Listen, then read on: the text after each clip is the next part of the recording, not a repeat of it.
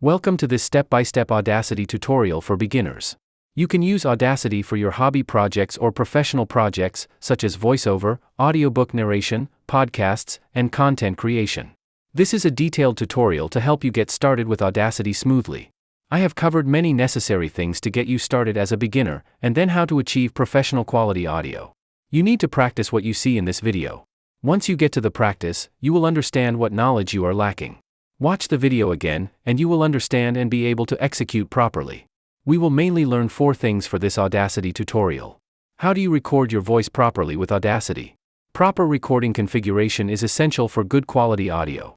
How to edit that recording? Editing means navigating through the recording to identify mistakes. Depending on the situation, you can either remove some mistakes or record again. Proper editing skills give you the confidence to produce high-quality audio. How to process a recording for better sound? Editing and processing are separate things. No matter how good your recording equipment is, you will always need to process the recording with some audio effects for great quality audio. We will learn that in this video. Lastly, we will learn how to obtain an audio file from that recording. You will need an audio file for different projects or platforms. Audio files are MP3 or WAV files. By default, Audacity will not provide you such a file. We will learn how to export such an audio file from Audacity. I am using Audacity 3.7.3 for this tutorial series. If you are using Audacity 3.6 or a later version, you will be able to follow this tutorial easily.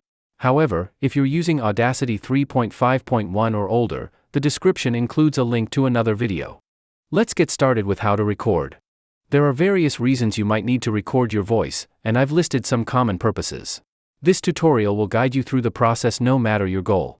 Recording in Audacity is quite simple. Press the red record button, and the recording begins. As I click the record button, you'll see the waveform of the audio being captured. This waveform represents your recording, and later, you'll edit and process it. In essence, audio editing revolves around modifying and enhancing this waveform. However, simply pressing the record button isn't enough to ensure a good recording. Before recording, it's important to check that all your settings are properly configured. If you don't set up the options correctly, the recording quality will suffer. If you take away just one thing from this tutorial, let it be this: there is no substitute for a good quality recording. Achieving the best possible recording quality in your setup is crucial because the final audio's quality is directly tied to the recording itself. A high-quality recording not only results in better final audio but also makes the editing process much easier. If you're new to this, remember, a good recording equals good final audio. On the flip side, a poor recording will lead to poor final audio, no matter how much processing you apply or how expensive your software is. So, what settings should you configure to ensure a proper recording? There are several, and you'll see them listed on the screen. While it may look like a lot, don't worry, we'll go through each step by step. I'll dismiss this current recording since it wasn't set up with the ideal configuration. The first thing we'll do is select the microphone for recording. To begin, click on the Audio Setup button to access configuration options. Here, you can set up your recording device, which shows all the microphones connected to your computer. You may notice some unfamiliar names on the list. These are virtual microphones from other software on your computer. What matters is that your desired microphone appears on the list and is selected. The currently selected microphone will have a check mark beside it. In this example, the MacBook Pro microphone is selected. If I were to record now, the MacBook Pro microphone would be used. To select a different microphone, just click on its name. For instance, if I want to use my Samson C01U mic, I would click on its name, and it would become the selected device for recording. You can confirm that the Samson mic is now selected because the checkmark will appear next to it in the recording device list. It's important to know what name your microphone appears under, as different models may display different names. For example, my Samson USB mic is labeled as Samson C01U Pro mic. However, I also have a Sennheiser mic connected to my computer, but its name isn't showing up. This issue can happen if you plug in the microphone after Audacity is already open. If this happens to you, there's a simple fix. You'll see an option labeled Rescan Audio Devices. By clicking Rescan, Audacity will refresh the list of connected microphones. After rescanning, I'll check the Audio Setup button again to see if my devices have updated. Now, you can see a new device called Scarlett 2i2 USB has appeared. Scarlett is my audio interface, and my Sennheiser microphone is connected through it. The device shows the name of the interface, not the microphone itself. By selecting Scarlett 2i2 USB, I'll be using my Sennheiser mic for recording. I'll click on Scarlett 2i2 USB to select it for recording, and I can verify it's selected by checking the Audio Setup button. Keep in mind, when the microphone is connected to an audio interface, the audio interface name will be shown in the list instead of microphone name. If you're a beginner, I recommend using the device toolbar to double-check which microphone is selected. There's a good reason for this, and I'll explain it shortly. To access the device toolbar, go to View Toolbars. The toolbars currently displayed will have checkmarks next to them. Since the device toolbar doesn't have a checkmark, it's not visible right now. I'll click on it to make it appear. Now that the device toolbar is visible, you can always check which microphone is currently selected for recording. The device toolbar is one of the most useful toolbars in Audacity, but it's not shown by default. To prevent using the wrong microphone for recording, always enable it from the menu. This way, you can easily see which microphone you're using during your recording session. It's easy to forget to select the correct microphone. I've seen many clients make this mistake. Imagine finishing a long recording, only to find out you used the wrong mic. That's why I always recommend showing the device toolbar to avoid this frustration. If you're aiming to build long-term skills in audio recording and editing, consider joining my mailing list. I regularly share audio tutorials through the mailing list that will help you gain a deeper understanding of the audio editing process. You'll find a link to subscribe in the description.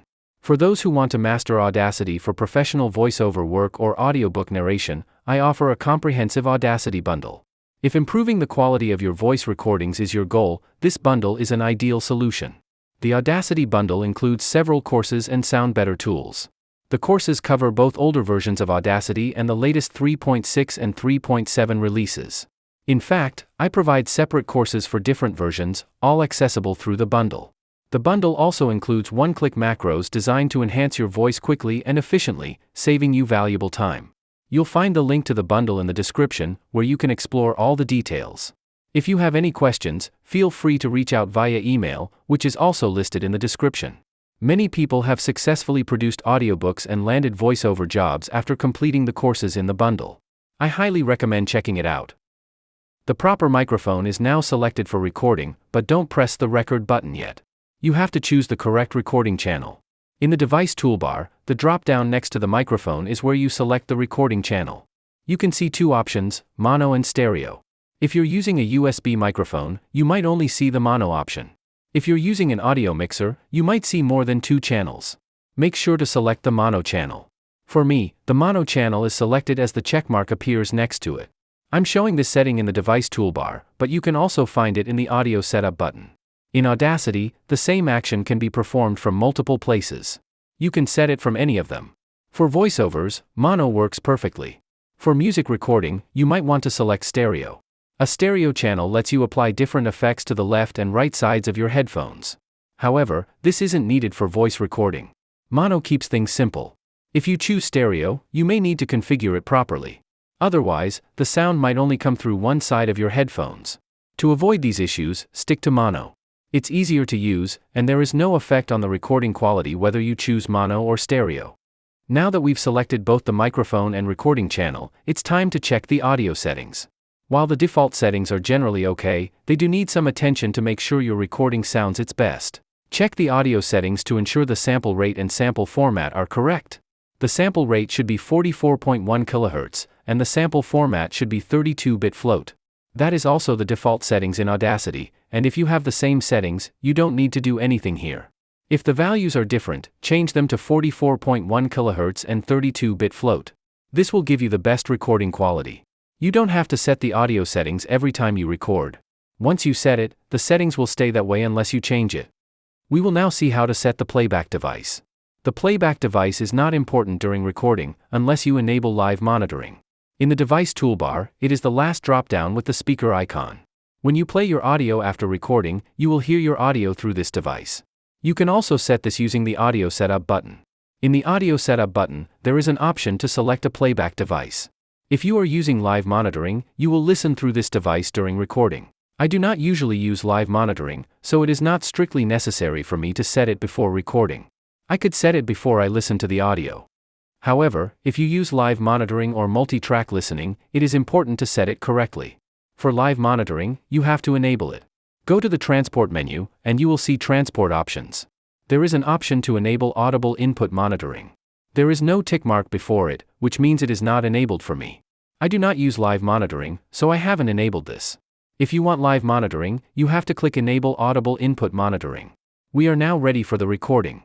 However, there is another thing you need to be aware of during recording: the recording level or the input level. Beginners often do it wrong, and it has a big impact on the final audio processing.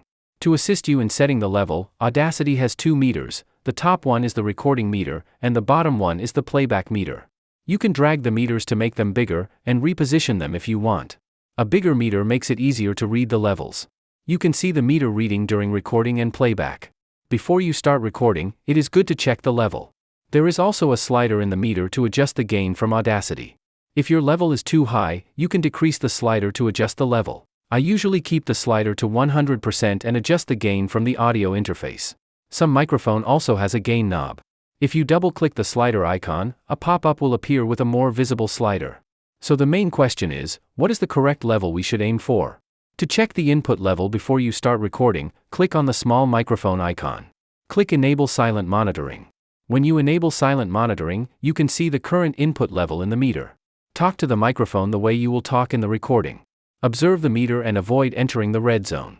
If you cross -3 dB in the meter, you will be in the red zone. So, what is the problem in the red zone? If you record in the red zone, the audio may become clipped or distorted. Distorted audio never sounds good, and there is almost nothing you can do to fix it or make it sound normal. You should aim not to cross -6 dB during recording. You should also check if the recording level is not too low. For example, if your audio never crosses -24, then it has a very low recording level. Your first priority would be to talk from a proper distance to the microphone. If you record from proper distance to the microphone, you will most likely get the best recording, even if your recording level is not optimal. But if you can make sure the levels are okay, there will be less headache after processing. Please note you do not have to be very precise about these numbers. These are more of a guideline to achieve a good signal level that is not too hot. A hot signal means when you are hitting the red zone in the meter. You can stop monitoring by clicking Disable Silent Monitoring. Once you've set everything up, press Record and start your session. Welcome to this step-by-step Audacity tutorial for beginners. I am using Audacity 3.6.4 for this tutorial series. It was the latest version when this video was made. Please note that this is a very detailed tutorial to get you started with Audacity smoothly. You are watching the first part of this video on how to get started with voice recording. After recording, the first thing you should do is save your project. This ensures that if Audacity crashes or your computer shuts down, your work is safe. Saving creates an AUP3 file, which is unique to Audacity and can only be opened within the software. It's different from exporting audio files, which you'll need to do if you want to send the audio somewhere or use it on another platform. To save your project, go to File, Save Project. You'll be prompted to choose a location on your computer. Audacity also has a cloud save option, but for now, let's focus on saving locally. If you don't want to see this option every time, check the box to remember your choice. I'll click Save to Computer and select a location to save the project. The file will be an Audacity project with an .op3 extension. I'll choose a save location without going into the details of the selection process. Next, name your project and click Save. This will allow you to reopen the project later and resume work from your last save point. Note that the Audacity project is saved as an op3 file, which can only be opened in Audacity. The project is saved, and you can see the project name here. I'll navigate to the location where I saved the Audacity file. You can see the Audacity project. Alongside the .op3 file, there are two additional supporting files. These are temporary files generated because the project is currently open in Audacity. If I close Audacity, these extra files will disappear. After closing Audacity, only the .op3 file remains. You can open the project by double-clicking the op3 file, which will restore the recording. To play the audio from any point on the timeline, click at the desired spot and press the spacebar, or use the play button. Welcome to this step-by-step Audacity tutorial for beginners. I am using Audacity. You might notice the audio sounds quieter than the current narration. This is where post-processing comes in. The next step is post-processing, which will help improve the sound quality. This will be covered in detail in the next part of the tutorial, and you can find the link in the description. So what do we need for a top-quality recording? Before recording, set the correct microphone. The device toolbar always shows the selected microphone, so I recommend enabling it. Set your recording channel to mono for voiceovers. Use a 44.1 kHz sample rate and 32-bit float sample format for the best recording quality. Monitor your recording level to stay within the ideal range and avoid distortion. Save your project immediately after recording to avoid data loss. If you're new to audio recording, keep in mind that simply recording your voice isn't enough to achieve high-quality audio. To get the best results from your recording, you need to both edit and process the audio. While these tasks are related, they are not the same. Audio processing involves applying effects to enhance or correct a recording, whereas editing focuses on modifying the structure of the audio by cutting, copying, or rearranging parts. There is no strict rule about whether to edit or process first, it depends on the situation. However, we will begin with editing because strong editing skills improve efficiency and build confidence. Good editing requires familiarity with your software. Once you understand how to navigate it, fixing mistakes becomes much easier. This confidence in editing will also improve your recording sessions, ultimately leading to better audio quality. After recording, you will have a track. At the moment, I only have a single track in my project. A track consists of multiple elements, and it is important to understand what you can do with it. At the beginning of the track, you will see the track control panel, which contains various buttons and sliders. We will go through their functions step by step. Before diving deeper, I want to mention something about the user interface. If your Audacity layout looks different from mine, it is likely due to the theme settings. I am using the classic theme, but Audacity offers multiple options. You can check or change your theme by opening Audacity Preferences and clicking on the Interface tab. The theme drop-down will show the available options. By default, Audacity may be set to the light theme, which gives the software a different appearance. I have been using Audacity since version 2, when there was only one interface, the classic theme. The light and dark themes were introduced more recently. Since I am used to the classic interface, I prefer to keep it that way, but the choice is yours. If you want your Audacity interface to match mine, you will need to switch to the classic theme. Now, let's take a closer look at what's inside the track. At the beginning of the track, you will see the track control panel, followed by the waveform inside the track. The shape of the waveform varies in different places, and its height indicates volume. Taller waveforms represent louder sounds, while shorter ones indicate quieter sections. The recording on my screen is relatively consistent, so the waveform does not have significant height variations. In areas where I did not speak, the waveform appears almost flat. Although these sections may seem insignificant, they serve important purposes in audio editing. In professional terms, these silent areas are called room tone, which plays a crucial role in audiobook narration. Maintaining a consistent room tone is essential for a professional voiceover. While we will not explore this topic in detail here, it is important to be aware of its significance. If you right-click inside the track control panel, a menu will appear with various options and information. However, most of these options are currently disabled because no audio has been selected. You will also find details about the track format and project rate, which we set earlier during the recording process. You can play the audio from any point within the track. Clicking inside the waveform places a black vertical line called the playhead, which marks the starting position for playback. When you press play, the audio will start from this point, and the playhead will move along the track as it plays. You can play the audio by clicking the play button or pressing the spacebar. To stop playback, press the spacebar again or click the stop icon. Another way to start playback from a specific point is to use the timeline, which is the numbered section above the track. The numbers represent time in seconds. If you scroll to the end of this recording, you will see that it is about 28 seconds long. Clicking anywhere on the timeline will position the playhead at that point, allowing you to start playback from there. This is a useful technique when editing and processing audio, as you will need to listen to different sections frequently. Basic editing actions such as copy, paste, and delete are essential when working with a waveform, and you will use them often. However, the way copy and paste behave depends on your Audacity settings, so it is important to be aware of those preferences as you work. One of the most common editing tasks is deleting a section of the waveform. To do this, simply select the part you want to remove by dragging over it, then press the delete key on your keyboard. You can also delete it through the edit menu, where you will find shortcuts for common actions. Using shortcuts speeds up the editing process, so it's worth getting familiar with them. Next, we'll learn about copying and pasting. While copy-paste is a basic action, Audacity has a unique setting that affects how it works. I'll explain that in a moment. To copy a section of the waveform, first, select the part you want to copy. You can do this using a keyboard shortcut, the Edit menu, or by right-clicking after making the selection. Once copied, click at the point in the waveform where you want to paste the audio. You can then paste it using the keyboard shortcut, the Edit menu, or by right-clicking and selecting Paste. If you prefer using shortcuts for various tasks, you can find a complete list in Audacity Preferences. Open Preferences, go to the Shortcuts tab, and you will see all assigned shortcuts.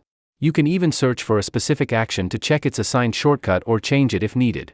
While some people rely on shortcuts heavily, others may not use them at all. It's entirely up to you. To paste audio using a shortcut, click where you want to insert the copied audio, then press Command+V on macOS or Control+V on Windows. The copied section will appear inside the track. However, Audacity's copy-paste behavior depends on certain preferences, and in some cases, it may not work as expected. Let's examine one such setting. In Audacity Preferences, go to Tracks Behavior.